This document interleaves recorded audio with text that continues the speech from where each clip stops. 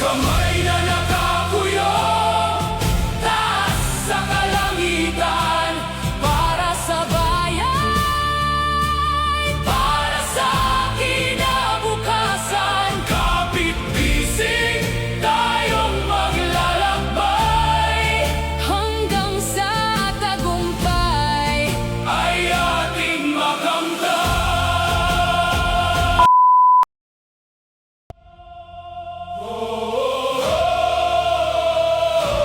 Taas ang kamay,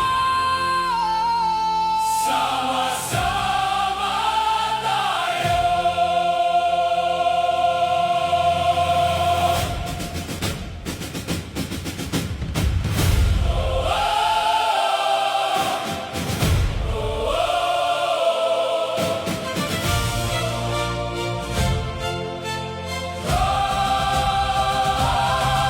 Sa gitna ng unos at mga pagsubok, may mga pusong hindi sumusuko.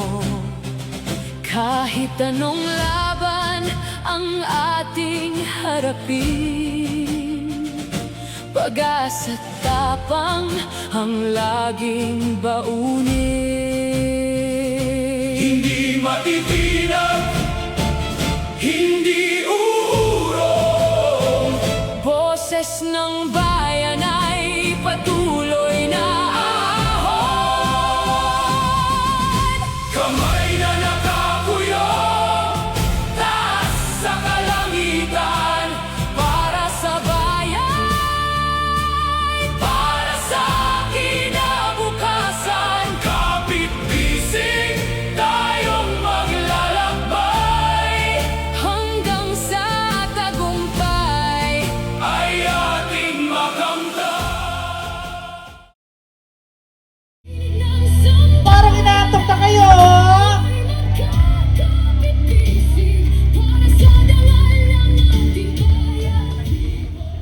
Hindi nyo ako kilala.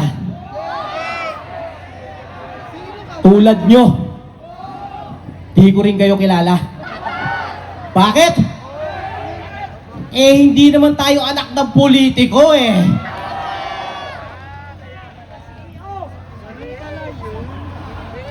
Ang dalawang tatay ko ang nagbabayad ng utang ng Pilipinas. Ang isang tatay ko, pangalan niya, Carlito Urrubia. Ang isang tatay ko, pangalan niya, Dante Aldape. Bakit dalawa? Sila ang nagbabayad ng utang natin. Bakit? Kasi ang dalawang tatay ko ay OFW. Kaya palakpakan natin ang lahat ng overseas Filipino worker na dahil sa kanila, buhay pa rin tayo! Kung napanood nyo ang video ni Ma'am Corazon sa interview niya kay Atty. Guanzon, sa kanya galing yun. Marcos Sr., nagkautang na tayo ng malaki. Mula noon hanggang ngayon, recently lang, nabayaran na pala natin yun. At OFW ang trumabaho nun. Pero bakit kung ituring natin ang mga OFW, ultimo mga kamag-anak natin, parang sila pang nagmamakaawang pansinin natin sila? Rinirepresenta ko ang maliliit na negosyante sa Pilipinas. At lagi ko rin kausap ang mga OFW may negosyo na rin sa ibang bansa. Ganong kahuhusay at kalulupit ang mga kamag-anak nating pumusta ng buhay at lungkot pumunta sa ibang bayan. Kaya hindi tayo nawawalan ng pera. 4 na dekada nang nakalipas, wala na tayong ibang naimbento kung paano tayo kikita kung hindi gawing OFW ang bawat isa. Tuwing tutungtong ang mga OFW sa bansa natin, ako'y nagmamakaawa sa atin. Dapat dyan sa airport pa lang binubuhat na. Sa Sinesermonan ko kayong lahat. Sigurado ko lahat tayo may kamag-anak na OFW. Pero ang kakabal ng mukha nyo, hindi nyo binabati ng happy birthday, may utang naman kayo. Galit na rin sila. Pero hindi sila makapunta dito, hindi mabigyan ng tsansa. Pasasalamat na lang sa UPI na ako na hindi nila may kilala, nakatungtog dito para makapagsalita. Magagaling tayong mga Pilipino. Sobra-sobra, pero kung maliitin tayo ng mga nakaupo, ito parang nagmamakaawa tayo. Sa 2K buwan-buwan, kaya namin kitain yan. Ang bigay nyo sa amin, dignidad at moral! Kaya namin kumita ng pera. Gamitin nyo lang sa maayos. Hindi yung wala na kayong ibang naisip. Kundi ayuda na naman, meron akong ideya. Hindi natin tatanggalin ng ayuda. Pero babalik ta rin natin. Lahat ng putragis na nakaupo sa gobyerno, kayo tumambay, kayo bibigyan namin ng pera. Kami magpapatakbo ng bansang Pilipinas!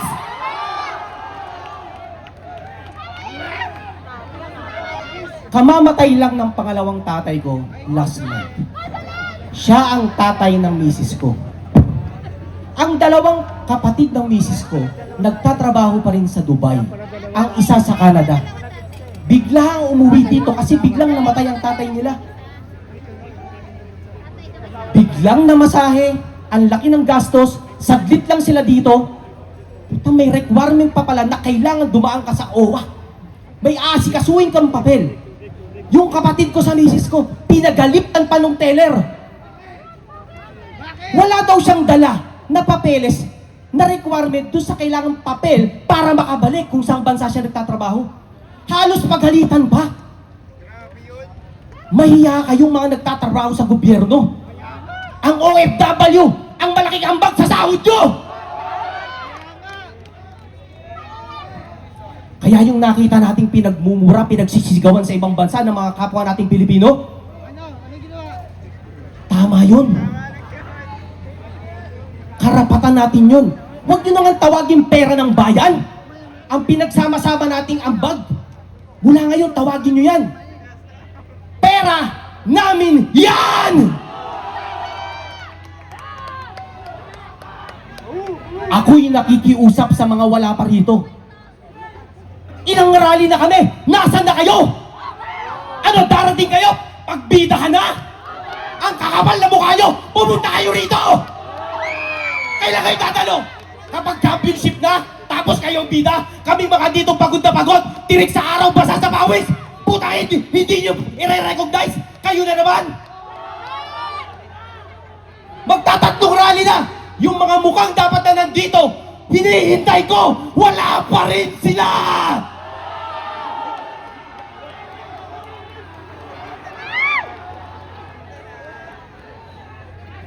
Huwag kang mangialam dito. Wala kang alam dyan. Magtrabaho ka lang. Yan ang mga sinasabi nila sa atin. Na huwag daw tayong makisawsaw sa politika. Pwede ba yun? Pera namin yan! Hindi nyo ako kilala. Pero sa susunod na eleksyon, pwede ba bigyan naman natin ng tsansa yung mga hindi kilala? Hindi yung porkit anak ng dating politiko, kung sambahin natin, compare sa kamag-anak dating OFW, kala nyo Diyos na. Hindi marunong kumita ng pera yan. Tayo ang nagpapaikot ng Pilipinas. Ang mga unti nating ambag, kaya tayo buhay. Hindi dahil sa galing ng mga politisyan. Sobrang bobobo nila, ayuda na naman. Ayoko nang humaba ang salitain ko ngayon. Meron lang akong konting hiling. Sa ilang malapit nyong kamag-anak na OFW, kahit wala kayong pambayad ng utang, i-message nyo naman ngayon. Kuya, salamat sa sakripisyo! Buhay kami dito! Maraming salamat sa UPI! Mabuhay ang mga Pilipino sa loob at labas ng Pilipinas!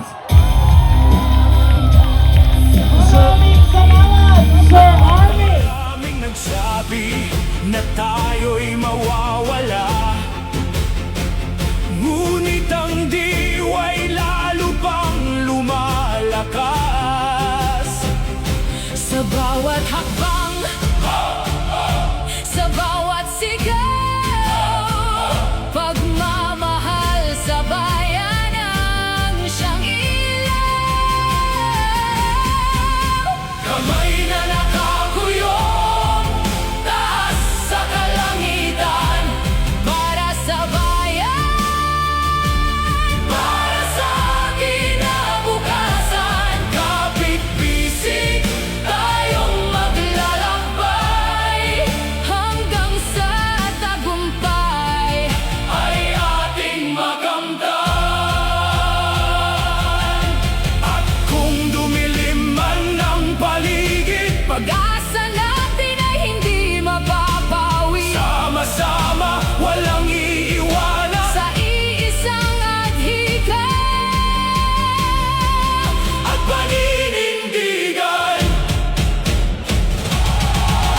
Kamay na nakakuyong, taas sa kalangitan. para sa bayan, para sa kinabukasan. Isang puso, isang sigaw, Pagmamahal sa bayan, ang magtatagumpay.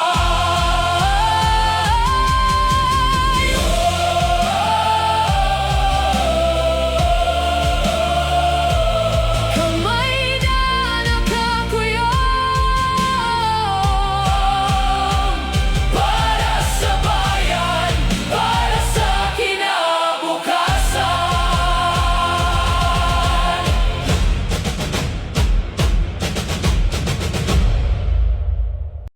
Gabi po sa inyo lahat. Pilipinas, kaya pa ba? Buhay na buhay pa rin kayo. Alam nyo, ang sabi po nila, kahit daw anong gawin nating rally, wala pong mangyayari sa atin. Hindi daw po magre-resign.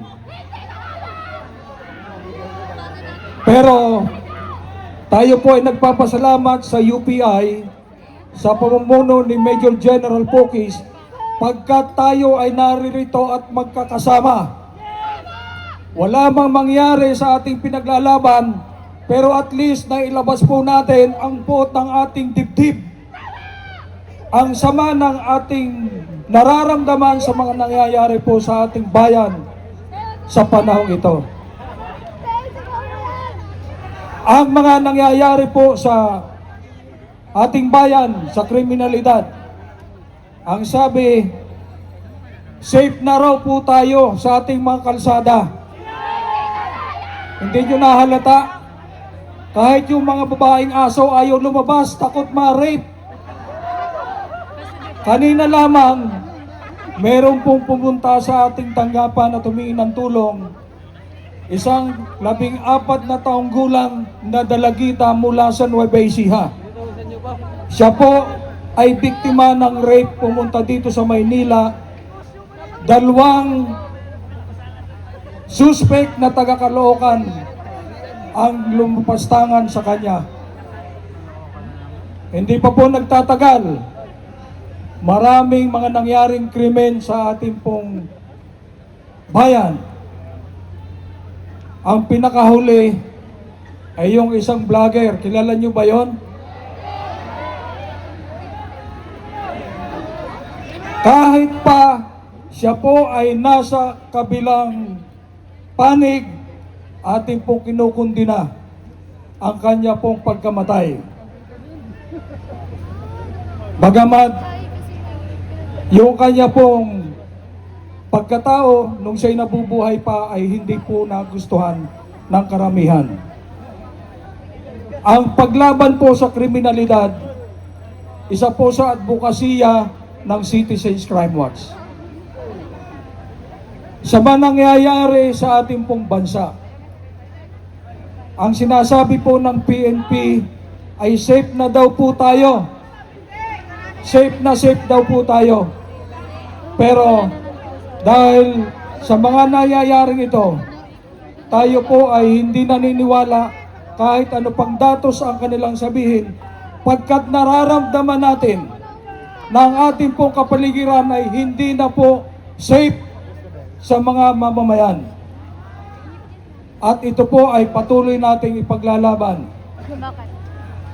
Ang korupsyon, isa po po yan sa advokasya ng aming samahan. Alam naman natin kung ano po ang nangyayari sa ating bansa sa issue ng flood control. Ito po ang pinakamalaking iskandalo, hindi lamang po sa Pilipinas, kundi baging sa ibang bansa. Nakakahiya na po. Kung sinabi ng ating Pangulo nung huling SONA, mahiya naman kayo. Ngayon, magsusona uli, ano kaya ang sasabihin? Nahiya ba sila?